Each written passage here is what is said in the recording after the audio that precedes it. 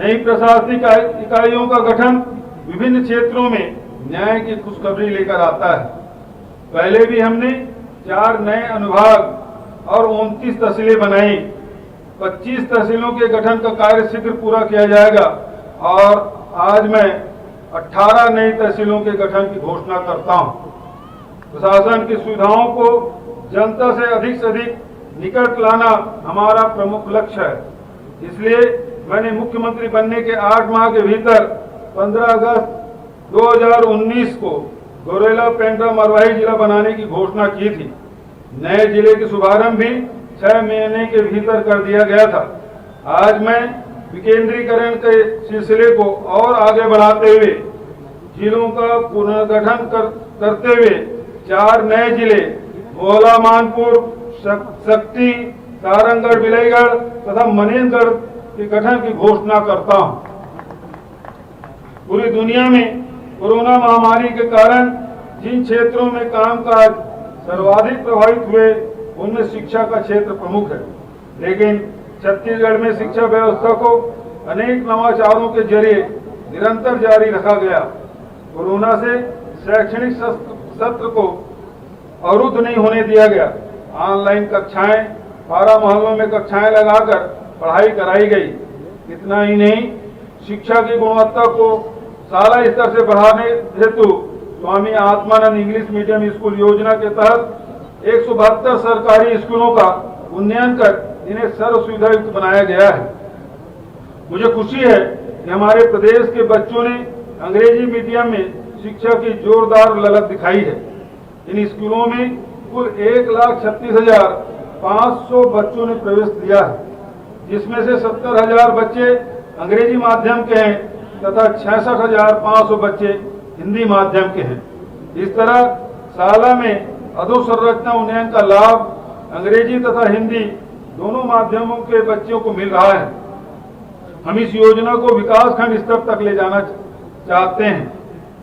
हमने शिक्षकों का अभाव दूर करने के लिए भी ठोस प्रयास किए हैं, जिसके रास्ते में आई बाधाओं को दूर करते हुए शासकीय स्कूलों में 14,580 शिक्षक शिक्षिकाओं को नियुक्ति पत्र देने का काम किया जा रहा है। वहीं महाविद्यालयों में सहायक प्राध्यापक, ग्रंथपाल, क्रीड़ा अधिकारी आदि के 1,440 पदों पर भी नियुक्ति देने का काम शीघ्र पूरा होगा। इस तरह हम शिक्षा जगत को अनिश्चय तथा आशंकाओं से मुक्ति दिलाते हुए प्रदेश में उद्देश्यपरक सार्थक शिक्षा का वातावरण बना रहे हैं। प्रचलित व्यवस्था के अनुसार प्रदेश के महाविद्यालयों में स्नातक तथा स्नातकोत्तर पाठ्यक्रमों में प्रवेश के लिए आयु सीमा का बंधन है। आज मैं उस शिक्षा में के लिए आगे बढ़ने वाले युवाओं के हित में आयु सीमा के इस बंधन को समाप्त करने की घोषणा करता हूं।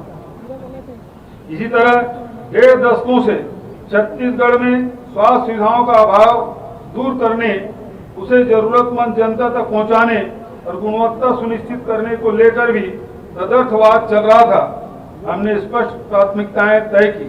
तत्काल भवन बनाकर सुविधाएं जुटाना मुश्किल ही नहीं बल्कि असंभव होता है, लेकिन इसका मतलब यह भी नहीं कि सरकार पीड़ित जनता को अपने हाल पर छोड़ दे। इसलिए हमने गांवों, कस्बों, बसाहटों, 12 मोहल्लों तक सुसज्जित चलित अस्पताल व शिविरों की सुविधाएं पहुंचाने की व्यवस्था की। मुख्यमंत्री हाट बाजार क्लिनिक योजना, मुख्यमंत्री शहरी स्लम स्वास्थ्य योजना, दाई दीदी क्लिनिक जैसे नवाचारों का लाभ लाखों लोगों को मिला है। डॉक्टर खूबचंद बघेल स्वास्थ्य सहायता योजना तथा मुख्यमंत्री विशेष स्वास्थ्य सहायता योजना देश की सबसे बड़ी आर्थिक मददगार योजना सिद्ध हुई है। पौने 3 साल पहले तक बस्तर में मलेरिया का प्रकोप बहुत अधिक था। हमने मलेरिया मुक्त बस्तर अभियान चलाया तो बीजापुर जिले में 71% तथा दंतेवाड़ा जिला में 54% मामले विगत 1 वर्ष में कम हो गए। समूचे बस्तर में 45% और समूचे सरगुजा संभाग में 60% तक की कमी आई। इस तरह हमने अब मलेरिया मुक्त छत्तीसगढ़ अभियान का संघात किया है। मेरा विश्वास है कि हमारे समर्पित स्वास्थ्य कर्मियों के बदौलत यह अभियान भी सफल होगा। हमने डॉक्टरों तथा अन्य सुविधाओं की कमी दूर करने हेतु प्राथमिकता से कदम उठाए हैं, जिसके कारण 2.5 वर्ष के अल्प समय में ही स्नातक चिकित्सकों, विशेषज्ञ चिकित्सकों तथा दंत चिकित्सकों की संख्या 1378 से बढ़कर 3358 तक पहुंच गई। इसी प्रकार विभिन्न स्तरों के मेडिकल स्टाफ की संख्या 18,000 से बढ़कर 22,000 हो गई है। अस्पतालों में आईसीयू बिस्तर की संख्या 279 से बढ़कर 729 और एचडीयू बिस्तर की संख्या 0 थी, जो अब बढ़कर 515 हो गई है। ऑक्सीजन युक्त बिस्तरों की संख्या 1,242 से बढ़कर 7,100, सामान्य बिस्तरों की संख्या 15,000 से बढ़ाकर लगभग 30,000, वेंटिलेटर की संख्या 204 से बढ़ाकर 723 हो गई है। ऑक्सीजन सिलेंडर और कंसंट्रेटर की संख्या 3 गुने अधिक बढ़ गई है। प्रदेश की जनता को रियायती दर पर दवा उपलब्ध कराने के लिए मुख्यमंत्री सस्ती दवा योजना नगरीय क्षेत्र में लागू है। अब यह श्री धन्वंतरी योजना के नाम से जानी जाएगी। हमारी संवेदनशीलता के साथ तत्काल निर्णय लेने की प्रक्रिया के चलते छत्तीसगढ़ कोरोना से अन्य राज्यों की तुलना में कम प्रभावित हुआ। हम लगातार काम कर रहे हैं ताकि संभावित तीसरी लहर में भी छत्तीसगढ़ के लोगों को अधिक क्षति न पहुंचे। मैं आप लोगों से यह अपील करना चाहता हूं कि कोरोना को हल्के में न लें। कोरोना प्रोटोकॉल का हर स्तर पर पालन करें, भीड़ में न जाएं, सही ढंग से मास्क पहने, साबुन से हाथ धोते रहें और टीके के दोनों डोज समय पर लगवाएं। किसी भी प्रकार की असावधानी नुकसानदेह होती है। संक्रमण से बचने का सबसे सुरक्षित उपाय सावधानी ही है। कोरोना से लड़ने वाले फ्रंटलाइन वॉरियर्स को मैं सलाम करता हूं। वहीं कोरोना से प्रदेश के जिन लोगों की मृत्यु हुई, उन्हें सादर श्रद्धांजलि अर्पित करते हुए समस्त शोकाकुल परिवार के प्रति संवेदना व्यक्त करता हूं। भाइयों और बहनों, हमने हर तरह से अधोसंरचना को व्यापक जनहित के नजरिए से देखा है।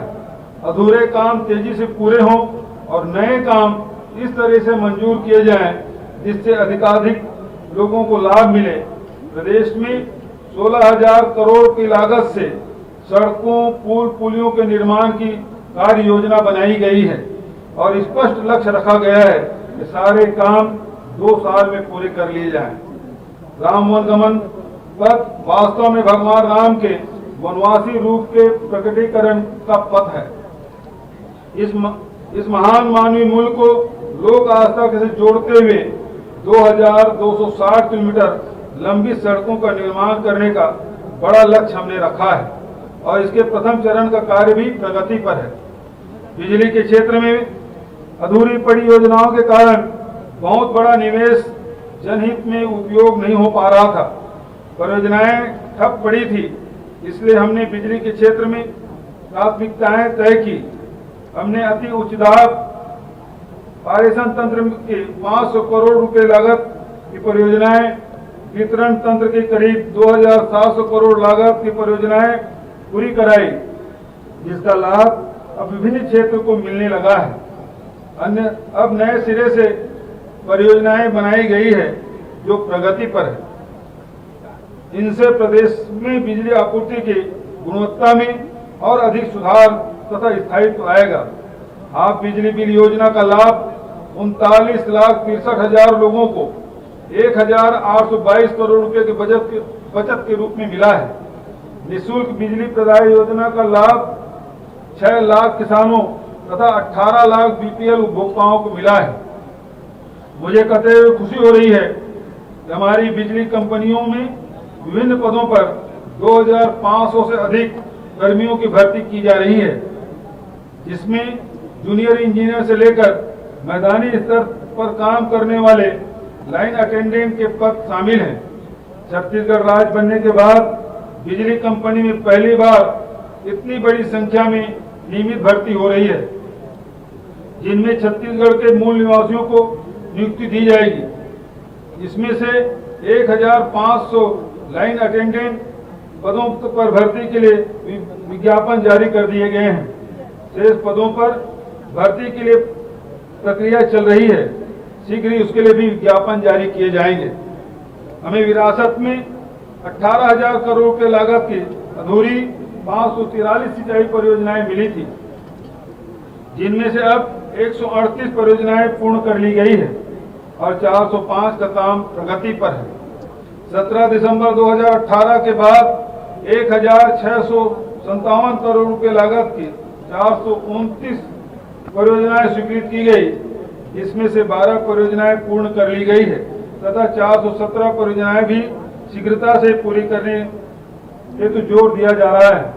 मैं बताना चाहता हूं कि आगामी 2 वर्षों में भाटापारा शाखा नहर, प्रधान पाट बैराज, खरखरा मोदी पाट, व्यापवर्तन सिंचाई योजनाओं का लाभ भी मिलना शुरू हो जाएगा।